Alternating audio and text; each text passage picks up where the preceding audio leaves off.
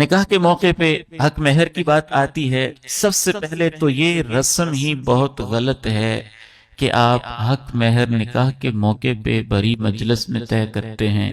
بعض دفعہ وہاں 5 5 منٹ کسر پسر ہوتی ہے، بعض دفعہ لڑائی بھی ہو جاتی ہے، بعض دفعہ جھگڑا بھی ہو جاتا ہے، بعض دفعہ اختلاف بھی ہو جاتا ہے، اور کئی جگہوں پہ اس چیزوں کو آبزرو کیا ہے۔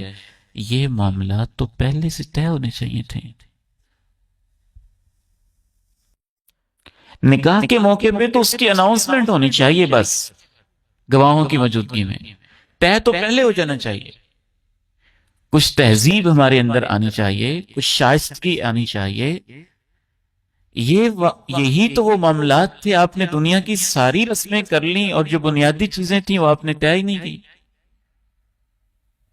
حق مہر تو اس میں بنیادی چیز تھی، یہ تو پہلے سے طے ہونا چاہیے تھا۔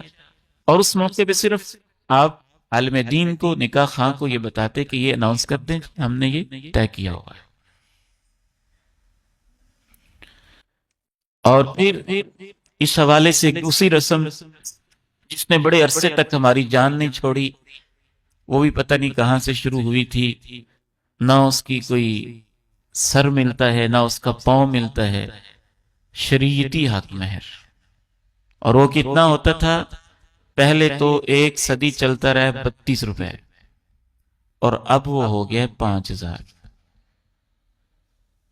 شریعتی حق مہر تب ہوتا جب شریعت نے حق مہر طے کیا ہوتا۔ شریعت نے کسی حق مہر کے اوپر پابندی نہیں لگائی ہے۔ یہ دونوں گھروں کی مالی حیثیت، آپس کے کانٹریکٹ اور معاہدے اور آپس کی مرضی، حالات، کلچر، ثقافت اور مقامی وسائل کے مطابق ہے۔ جیسا کہ میں نے آپ کے سامنے عرض کیا تھا، اللہ کے نبی علیہ السلام کی زندگی میں حق مہر یہ بھی ہوتا تھا کہ اس کو چند صورتیں سکھا دو۔ حق مہر یہ بھی ہو سکتا تھا لوہے کی انگوٹھی دے دو۔ اس صحابی نے یہ بھی کہا تھا میں اپنی چادر ہی آدھی دے دیتا ہوں، یہ بھی حق مہر بن سکتا تھا۔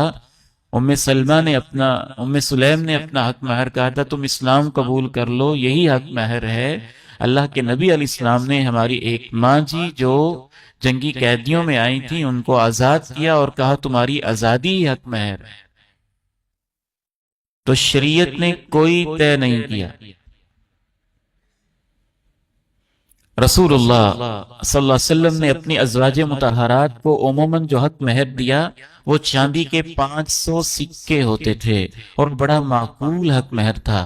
چاندی کے 500 سکوں سے اس دور کے اندر 60 70 بکریاں خریدی جا سکتی تھی۔ ان حالات کے اندر اللہ کے نبی علیہ السلام نے ازواج مطہرات کو معقول حق مہر دیا ہے۔ اور یہ ہمارے ہاں ایک رسم ہے کہ ہم حق مہر کو امپورٹنس یا اہمیت دیتے ہی نہیں ہیں۔ اللہ کے قرآن تو اس کے تذکرے سے بڑا پڑا ہے، اور فقہی کتابیں حق مہر کے احکام و مسائل سے بھری پڑی ہیں، اور یہاں تک روایات میں بیان کیا گیا ہے، اگرچہ ان میں ضعف ہے، کہ جو شخص کسی عورت کے ساتھ نکاح کرتا ہے اور حق مہر دینے کا اس کا ارادہ ہی نہیں ہوتا، وہ کل قیامت کے دن اللہ کے پاس پیش ہوتا ہے تو اس کو زانی لکھا۔ تو ہم حق مہر کو اہمیت دیتے ہی نہیں، نہ اس کو طے کرتے ہیں نہ اس کو ڈسکس کرتے ہیں۔ اور ایک لفظ سب نے پکڑا ہوا ہے، شریعتی۔ ابا جی رحمہ اللہ کے پاس میں موجود تھا، اللہ ان کو جنت میں اعلی مقام عطا فرمائے۔ انہوں نے پوچھا حق مہر کتنے؟ انہوں نے کہا وہ تو حق مہر تو آپ کو پتہ ہی ہے، وہ تو پھر ہم مسلمان ہیں، شریعتی ہوتا ہے۔ واہ بھائی واہ، یہ ٹینٹ تم نے شریعت سے پوچھ کے لگائے تھے، یہ کیٹرنگ تم نے شریعت سے پوچھ کے کی تھی، یہ لمبی لمبی گاڑیوں پہ تم شریعت سے پوچھ کے آئے تھے، یہ لاکھوں کے اخراجات تم نے شریعت سے پوچھ کے کیے تھے، اپنی شادی کے اوپر یہ جو تم نے لمبے چوڑے گولے پھینکے تھے یہ شریعت سے پوچھ کے کیے تھے، اور یہ بارات کا لشکر جو تم لے کے آئے تھے یہ شریعت سے پوچھ کے کیے تھے۔ اس غریب کی بیٹی کو دیتے ہوئے تمہیں شریعت یاد آتی ہے، اور شریعت بھی وہ جو ہے ہی نہیں اور اپنی طرف سے تم نے بنائی ہوئی ہے۔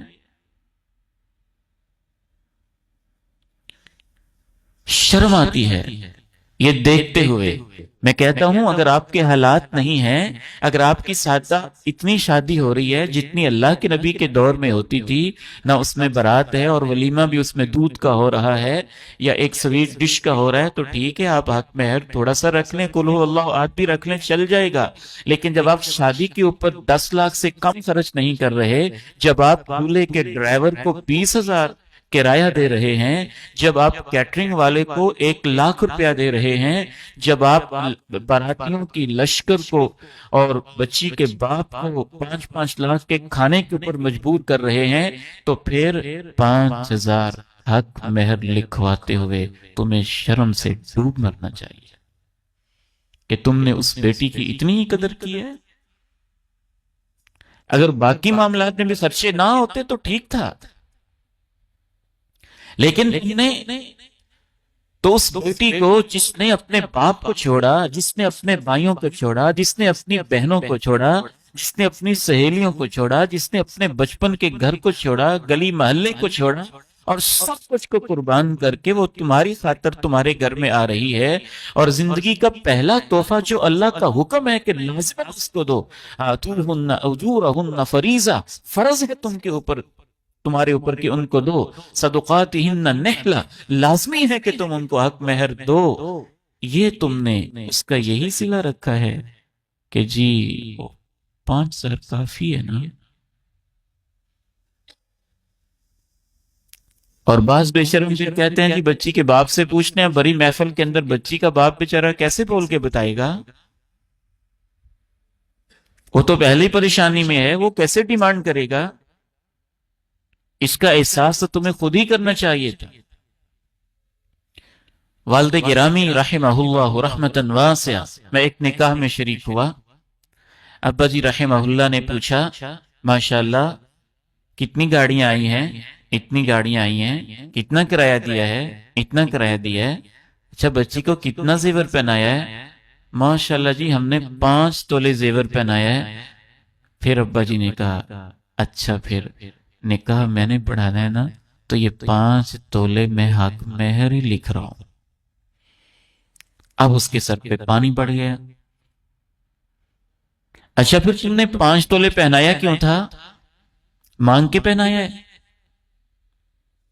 لوگوں کو دکھانے کے لیے پہنایا ہے؟ نمائش کے لیے پہنایا ہے؟ کس لیے پہنایا ہے؟ کسی کو چیز پہنا کے پھر واپس لیتے ہیں، تو حق مہر میں لکھواتے ہوئے کیا مسئلہ ہوتا ہے؟ تو ایک طرف یہ انتہا ہے ہمارے عجمی معاشرے کے اندر، پاکستانی معاشرے کے اندر، سب کانٹیننٹ کے علاقے کے اندر اور عربوں کے اندر ایک دوسری انتہا ہے۔ ہمیں یہ تبلیغ کرنی پڑتی ہے کہ یہ شریعت کے نام پہ لوگوں کی بچیوں کے ساتھ مذاق کرنا چھوڑ دو، اور 20-20 لاکھ کی شادیوں پہ اور 40-40 ہزار کی پجیروں کی گاڑیوں پہ تم بارات کا لشکر لے کے آتے ہو، اور جب حق مہر دینے کی باری آتی ہے تو پھر تم 5,000 روٹا ہوا منہ کر کے اور نیچے کر کے اور شریعتی کے نام پہ جھوٹ باندھ کے پھر تم دے دیتے ہو، تو اس پہ شرم کرو۔